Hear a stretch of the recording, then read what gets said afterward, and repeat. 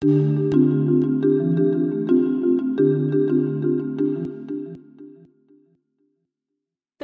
significance of today is that we are celebrating the national treasures of the Philippines, and to prove that we don't even have to look beyond our shores to really have a good fiesta or a feast, you know, a good meal, or just a celebration of life.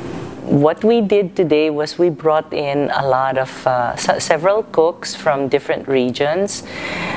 There's a butuan team that brought in about 100 deep sea crabs from Surigao. Mrs. Remedios Sugon, who was flown in from Bacolod yesterday, she is going to do the chicken binakol, which is almost like a lost art. You know, it is chicken slow cooked in bamboo tubes with buko juice and a souring agent, which is, in the Visayas they have the libas leaf, which they brought with them. For desserts, we have a team from Pampanga who will do patko. I've never heard of patko before, but it is a crepe with a filling of grated coconut, and it's wrapped in banana leaves.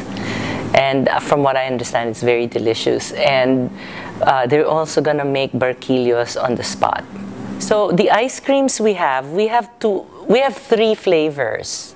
We use the regular cow milk and heavy cream with the Santol preserve ice cream, and it was absolutely delicious.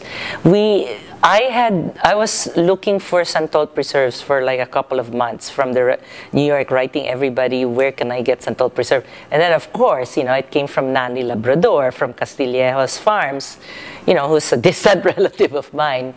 And she gave us Santol halves and Santol marmalade, but we ended up just using the marmalade because it was already cut up into little pieces. So what Romy did is a basic vanilla ice cream without the vanilla, and then at the end of it you mix in the Santol, maybe some syrup and some chopped up. Well, the marmalade is already chopped up. It's so delicious. Then we have two flavors using gatas ng kalabaw and carabao cream.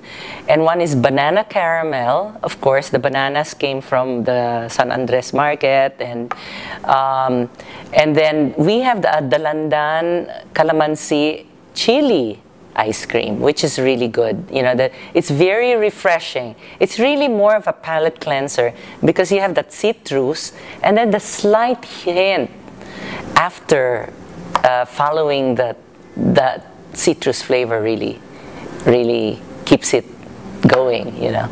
And then of course we flew in Chef Romy from New York, thank God.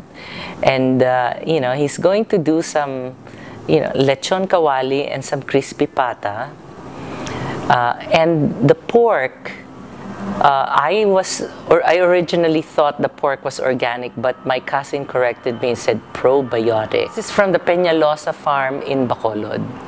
So almost all the ingredients from today came from so many sources. You know, every little thing we thought of. And then we have the Enderun students. They are just treasures and jewels. I think that's also one of the best. Of course, I said the best birthday gift was Trisha doing her chicken kinulob for me, where she had to hunt down 3 palayoks, blackened palayoks from Pasig, you know. And as a result of that, she's now totally in love with palayok cooking. And to me, that's a birthday gift. You know, and also those Enderun students are just a birthday gift, because now I can feel that our food is in the hands of talented and thinking students, culinary students. You know, this is a follow-up of our first Ang Sariling Atin workshop. So I was trying to figure out what to do with that because that was such a wonderful workshop that we did in February. So I just decided, why don't we just make the birthday another extended workshop where, you know, we showcase regional cooking and using native ingredients. That's the one thing that I wanted, and I didn't want any shortcuts. So everything, like even we sourced out everything. Like patis is very special patis. The vinegars are all native vinegars, organic, nipa, coconut sap, and sugarcane. Everything native. Sea salt from Pangasinan was used for the ducks, and they're all native chicken, native ducks, and then organic pork from Bacolod.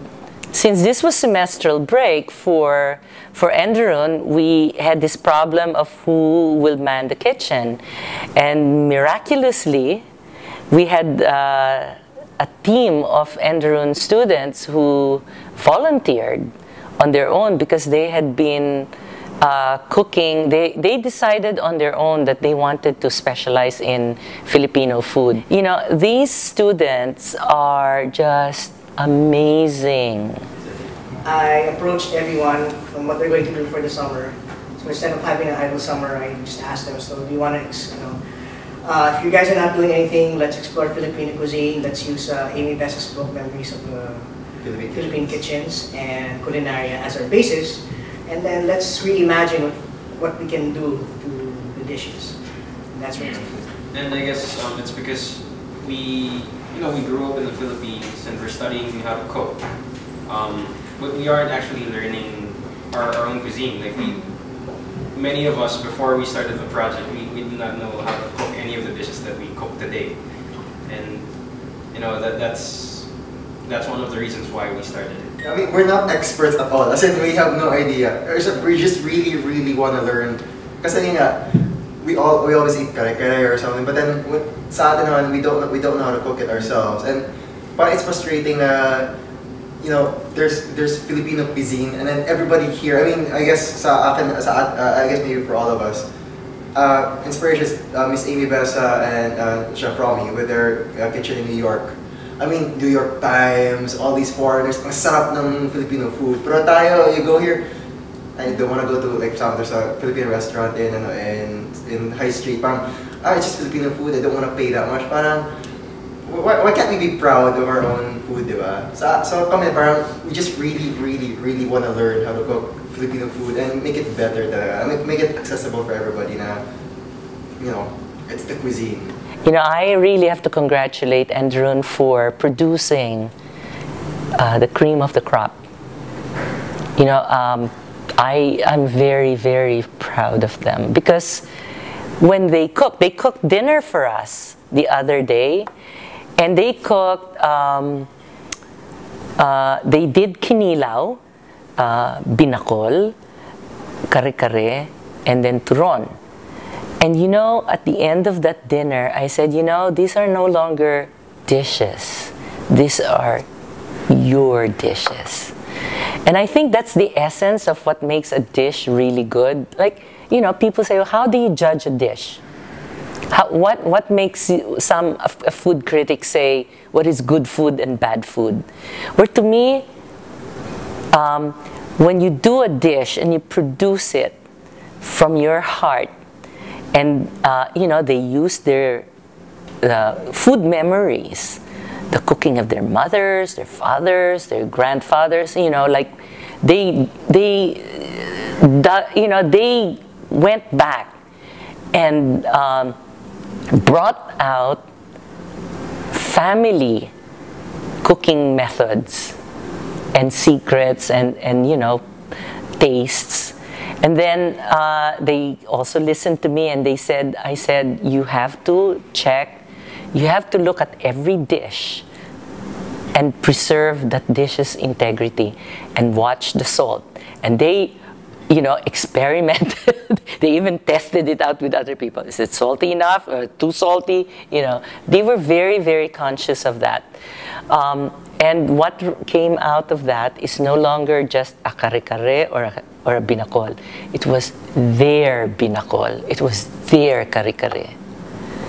And you're eating part of their heritage. And that is the secret of Ang Sariling Atin. That's why it's really good. I'm so happy. There is a significance that I'm doing these Ang Sariling Atin workshops here at Enderun, because I found this to be a perfect home for it. Because people are very welcoming, and people like Trisha, Claire and Belle and Erwin and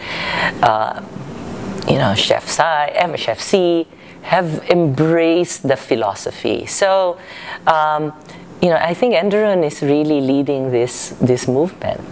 I'm so happy that we've found a very good partner to move the food forward. That's the future of our food, is to not just teach cooking skills, but to share the love.